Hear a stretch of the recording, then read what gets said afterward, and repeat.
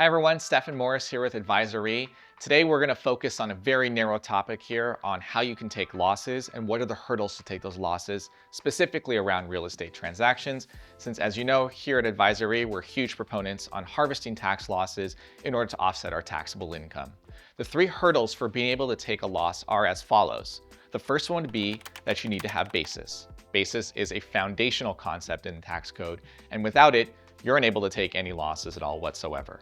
The second hurdle is that that basis must be at risk, and we will dive into the specifics of what at risk means under the code momentarily. Finally, once you have basis and it's at risk, you must then pass the passive activity rule hurdle, which is the final hurdle in order for a deduction to be allowed, therefore bringing our taxable income down and making us very happy taxpayers with a much lower tax liability. Therefore, with that, why don't we go ahead and get started with a discussion about basis. As I mentioned, basis is a foundational concept in the tax code. And as we're thinking about real estate, basis is comprised primarily of two things. Number one is the cash you invest in the real property. Number two is the amount of money that you borrow towards buying that property. Remember, basis is only going to be included to the extent that the money spent is towards some sort of acquisition activity or some sort of improvement activity. Therefore, what we know is that refinances subsequent to your purchase that are not invested in that particular real estate activity will not add basis to that particular real estate activity. For example, let's say we bought a property like an office building for $1 million 3 years ago, and we used $500,000 of cash and $500,000 of loan proceeds to complete our acquisition of $1 million of purchase basis. Subsequently, the market becomes red hot and the property is worth $2 million. And a bank comes along and says, would you like to borrow an additional $800,000 of debt proceeds that you can then use to invest in other real estate activities? Yes, absolutely. I'm down. You know me, I'm always all about real estate and I'm always about investing, and I would love to leverage my property in order to acquire more properties. Therefore, the additional $800,000 of debt proceeds, I would take out and invest somewhere else. Now, in that particular scenario, the $800,000 that I borrow is not going to be used towards the real estate basis. My basis continues to remain at $1 million minus any depreciation I've taken. Meanwhile, the $800,000 I deploy elsewhere might count towards basis on another asset. Fundamentally, what this means is that I'm limited to $1 million of potential losses. Once I've exhausted my $1 million of basis, there is no more opportunity for me to take deductions on that particular real estate asset in the future. Now that we've got basis out of the way, let's talk about the second hurdle. That one would be at-risk basis. Now, back in the 80s, Congress was not very pleased with the outcome that I'm about to describe to you. Order! Order! For example, consider a taxpayer who acquired an interest in a partnership. And in that partnership, they invested $1 cash, and under the partnership tax rules, were allocated $10 of additional debt basis, which was non-recourse to the taxpayer. In other words, if that company were to go belly up tomorrow and file for bankruptcy, that taxpayer would not be on the hook to make the lender whole. In this particular scenario, assume that the $10 plus the $1 that the investor put in for a total of $11 were used to spend on various business expenses, and under the partnership tax rules, those losses would then be allocated to the taxpayer. Now keep in mind, he only put in $1, but he got an $11 deduction. And under current tax code, we're talking about a 37% tax benefit, approximately $4 of tax savings for a $1 investment. The Congress is in disarray. Congress was not very pleased with this outcome, and they passed Code Section 465, which introduced the concept of at-risk basis to the tax rules. Congress, shut me down! Congress specifically passed Code Section 465 to call out those activities or those investments which would then add towards your basis and considered to be at risk. Those would include cash invested, clearly at risk, recourse debt, debt that you are on the hook for, that you sign a personal guarantee, qualified non-recourse debt, which would be any non-recourse loan which is secured by real estate under the code. Conspicuously not included in at-risk basis is just plain old-fashioned non-recourse debt. It's not common that this will happen, but if some lender out there is willing to provide a non-recourse loan to an entity and take no security guarantee, and they're willing to not have anyone sign their name on the dotted line saying, I promise I'll pay it back if this company were belly up. In that particular circumstance, that particular debt would not be included in the basis of the taxpayer and would specifically be considered to be not at risk. Typical!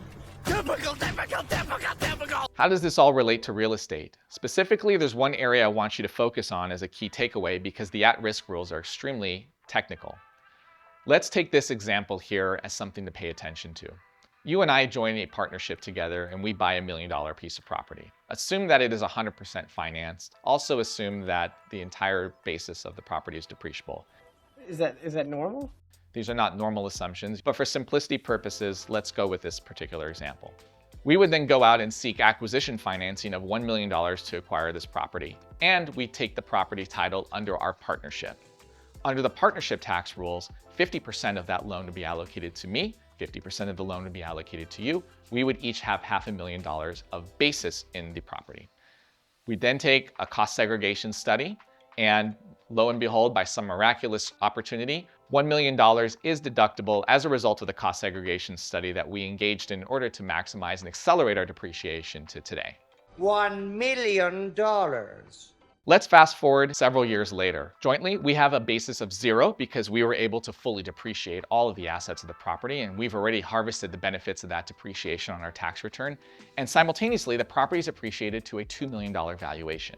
Another loan broker comes out and says, hey, would you like to borrow $2 million against this property? I'll even give it to you at a lower interest rate. The possibilities are endless here. Now, perhaps I'm not that interested in the particular details of the loan. I'm in another country enjoying myself, and I don't really want to be involved in signing loan documents, whereas you might consider this opportunity to be absolutely fantastic. More loan proceeds at a lower cost, that works for your particular objective. So perhaps you decide to go out and sign the guarantee on the loan because no bank has given you a lower loan interest rate unless, typically speaking, someone's got to put their name on the dotted line and say, I will make you whole.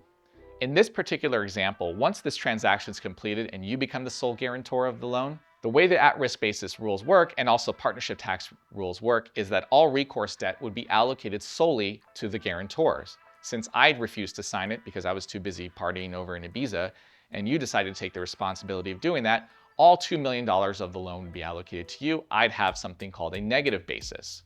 And under the at-risk rules, and any basis rules, for example, it is impossible to have negative basis. And in order for us to get back up to a 0 basis, we have to consider something called a recapture. And at that point in time, all the depreciation deductions I took over the previous years would then be added back to my tax return as taxable income in the year that refinance happens. This is an outcome that you have to be very careful about, especially for you folks out there that are considering syndicating your real estate deals and you're considering changing or refinancing the property several years after you've acquired it and you've achieved your initial investment objective. The only thing to take away from all this is in a refi, prior to you signing those loan documents, you're going to want to reach out to us first and we'll make sure that there is no significant tax impact, which would make your investors call you in the middle of the night angry, kicking and screaming that they have a huge tax bill on their hands. The final hurdle would have to be around the passive activity rules. And similarly, back in the 80s, Congress didn't like the fact that people were using an investment vehicle to generate tax losses to lower their taxable income. Tax rates were much higher prior to the 80s, especially the Internal Revenue Code of 1986. And so Congress passed this concept under Code Section 469 to limit the ability of taxpayers to take losses from passive investments to offset their other taxable income. As we know, all real estate is considered to be passive under the code, and there's no way to potentially group real estate activities with non-real estate activities. So for example, if you own a bakery and you own a piece of property, it's not possible to combine the two under one activity so that you can take the depreciation losses from your property to offset the income that you're earning from your bakery. That being said, and as we've discussed numerous times in this channel and our blogs, there is of course the real estate professional exception under Code Section 469C7, which will allow somebody who's engaged in over 750 hours a year in real estate trades or businesses, and more than half of their activities are in those trades or businesses, to actually be able to take losses from real estate to offset their other income. Bear in mind, as we always say, here in California, that particular area of the code is not respected, and there is actually no concept of real estate professional within the tax code in California. I'd love to go to California. Do you know how expensive California is? So what we've seen a lot of times is folks having a negative taxable income of net operating loss that would carry forward into the future for federal purposes, whereas for California purposes, they have a huge tax bill. So in short, once you've completed these 3 hurdles, you have basis, it's sufficiently at risk, and you are a real estate professional under the code and are able to take those losses. At that point, then we're able to harvest these losses, reducing our taxable income, therefore reducing our tax bill, which gives us the money and freedom to be able to take those dollars and go ahead and invest in another opportunity. If you'd like more clarification on how this works, or if you just need some specific examples on how it might apply to your particular real estate investment, then feel free to reach out to us here and we'll be more than happy to give you the guidance on what it takes for you to get that. Thanks so much for watching and look forward to seeing you in our next video.